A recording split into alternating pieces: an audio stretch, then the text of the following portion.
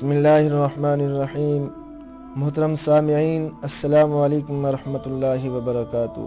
میرے دوستو، حضرت عمر بن عبد الرحمن رحمۃ اللہ علیہ فرماتے ہیں کہ ایک مرتبہ عید کی رات کو ایک پڑوسی نے آ کر مجھ سے کہا کہ صبح کو عید ہے اور میرے پاس بچوں کی عیدی کے لیے کچھ نہیں ہے، لہٰذا اگر آپ مجھے کچھ عنایت فرما دیں تو بڑا کرم ہوگا۔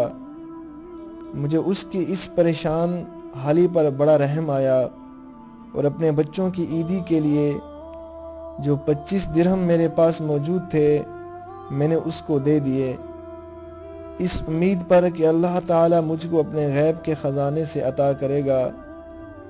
اللہ کی شان، تھوڑی ہی دیر کے بعد ایک شخص آیا اور کمال ادب سے میرے ہاتھ پیر چومنے لگا۔ میں حیرت میں تھا کہ آخر ماجرا کیا ہے۔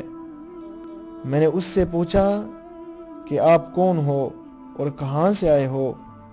اس نے کہا کہ میں آپ کے والد کا غلام ہوں، عرصہ ہوا ہے کہ شیطان کے ورغلانے سے بھاگ گیا تھا اور ندامت کی وجہ سے منہ نہ دکھاتا تھا۔ میرے پاس یہ 25 اشرفیاں ہیں، آپ میرے مالک ہیں، جو چاہیں کریں۔